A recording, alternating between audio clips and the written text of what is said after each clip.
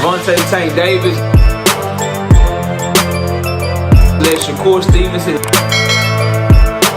Devin Haney know y'all ain't built like that, bro.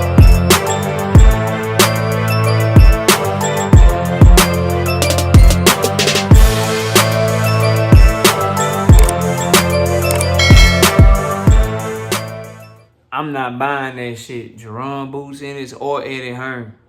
I'm not buying it, bro. Smash the like button, subscribe to the channel, share the video, turn on your notifications. We live Monday, Wednesday, and Thursday night at 7:30.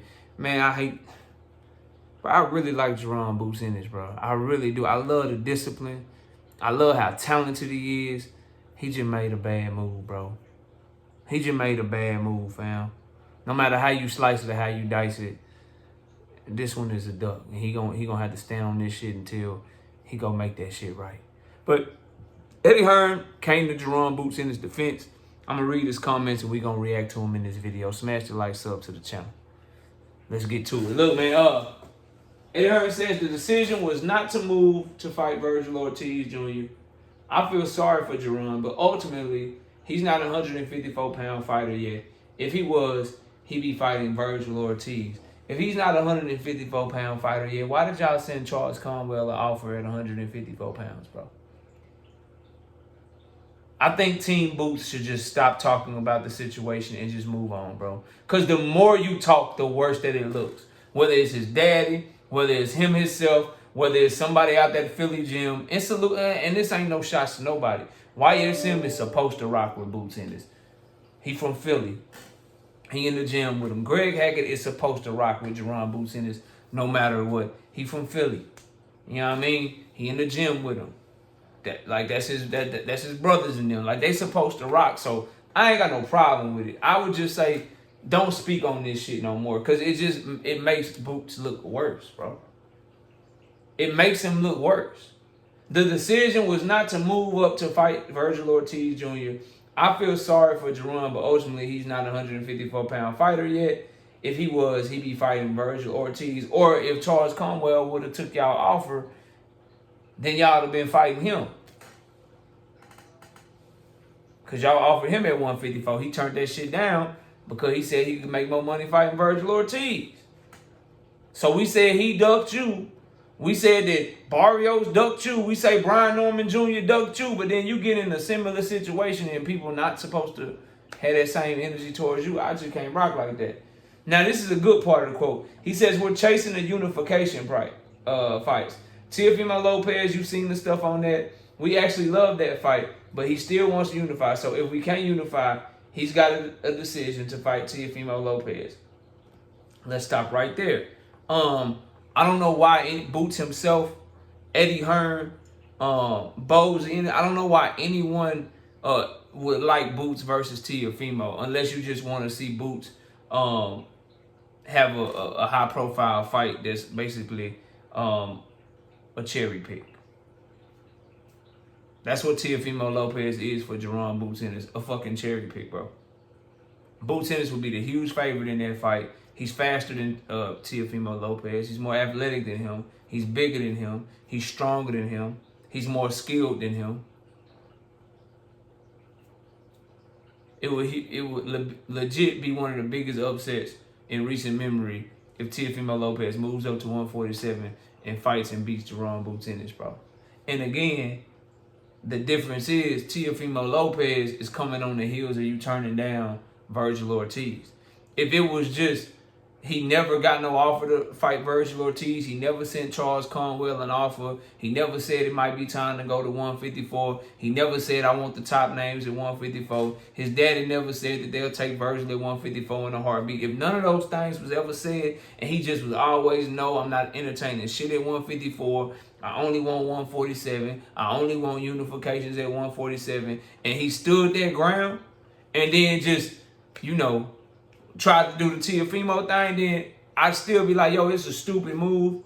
Why are you staying at 147? The cost for him to go to 154 would still be there, but he wouldn't receive as much criticism from someone like me because at least it was consistent. But when I watch you and your peoples talking about how you punch on the people at 154, how you do this to Vergil at 154, I watch y'all send the offer to Charles Conwell at 154. Then when you get the Vergil offer, you turn that shit down, bro, we gonna look at you crazy. But the thing I do like is, seems as though they're trying to prioritize unification over motherfucking fighting Teofimo Lopez. Then he says, if he had gone to 154 and not fought Vergil, I would understand the criticism. Now, Eddie, see, Eddie is trying his best.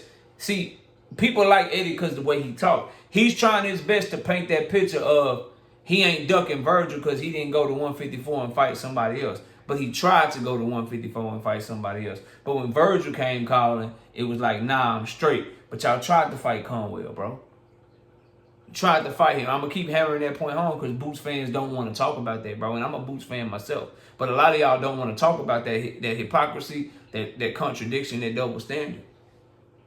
And he does deserve criticism for saying he would fight, for his daddy saying he would fight Vergil at 154. He does deserve criticism for saying he wants the names at 154. He does deserve criticism for saying he'll fight Terrence Crawford at 154.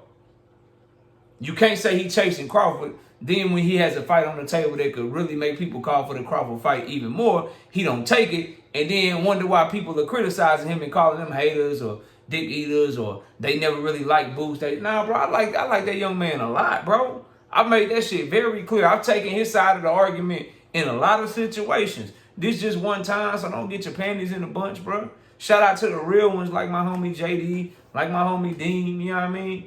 We can disagree on this topic and it's still love, you know. We just don't agree. And I'm letting it be known why I don't agree. Then he goes on to say, we're 100% staying at 147 for the next fight and maybe another one, but we have to deliver that unification. So Eddie Hearn is putting pressure on himself to deliver Jaron Boots Ennis a unification fight. That could be his only saving grace. The only way I'll come off of this shit a little bit is if they somehow are able to get these fighters in the ring with them. Unfortunately for them, I know for a fact that the only one that's realistic for his next fight is if he can get Mario Barrios in the ring with him, which I think is highly unlikely. They're going to have to prove me wrong on that one. Because we know that Brian Norman Jr., he fighting Derek Cuevas in March. He already got a fight. He back in March. Imantas Stanionis, to my knowledge, already has his WBA mandatory that he has to exercise in Guillermo, and that fight is rumored to fall on the Tank Davis undercard on March 1st. So, in my mind, with the sources I have and the knowledge that I have in the game, I'm being told that Imantas Stanionis is not on the table either. So that's 2 of the 3 champions gone. To me, the only one that look free, the only one that's available is Mario Barrios. Mario Barrios didn't want no smoke with Boots after Mario Barrios was stepping on Yordenis Ugas and at a high. He still looked at Boots like, nah, I ain't quite there yet, and he wouldn't take the fight with Boots then. Now Mario Barrios is coming off of a draw against Abel Ramos where he took a lot of punishment and didn't look good in the fight. You think Eddie Hearn gonna be able to pull that shit off with a PBC fight of Mario Barrios with the WBC and have PBC give Mario Barrios up to Boots Ennis in a fight that Mario Barrios would probably likely lose? Mario Barrios got punched on by Tank Davis and Keith Thurman. I think Boots Ennis can probably do that shit too. He's somewhere in between Keith Thurman and Tank Davis in terms of where he's at in his career. I don't think he's as good as Tank Davis, but he's better than the Keith Thurman that was on a long layoff that fought motherfucking Mario Barrios. So he's somewhere right in between there. I think he do Barrios bad. I think Barrios know it. I think his people know it. And what type of business sense does it make for PBC to feed Barrios to Boots when they can just let Barrios and Stanionis fight each other? So you tell me, bro. You tell me if you think this is a good move. Like I've been telling y'all, all this shit sound like to me is exactly what I told y'all. The man turned down Vergil Ortiz for a maybe. For a maybe. I hope I get one of these unifications. We gonna try to make one of these unifications. You had a big ass fight right there in front of you and turned that shit down. So I would just say Eddie Hearn, to the homies that's speaking on behalf of Boots on YouTube, to Boots Ennis himself, to Boots Ennis, stop talking about this, bro. the more that y'all talk, the worse that it looks. And the killing underlying thing is y'all talking 147, unification, this and that. He was open to go to 154 just a month and a half, 2 months ago when they sent Charles Conwell that offer. Sorry, bro. That kills everything. Y'all let me know what y'all think. Comment below, smash a like. I'll see y'all soon. Peace! Javante Tank Davis. Let Shakur Stevenson.